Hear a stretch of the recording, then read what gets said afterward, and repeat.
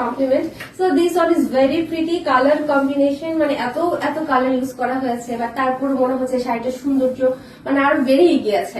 Normal কি হয়, একটা শাড়িতে বেশি কালার থাকলে হজবরল লাগে, দেখতে পচা লাগে, বাট এই শাড়িগুলো অন্যরকম ক্লাসি লাগছে, তাই না? তো এটার মধ্যে আমরা পুরোটাতে খুব সুন্দর ডিটেইলে পাচ্ছি।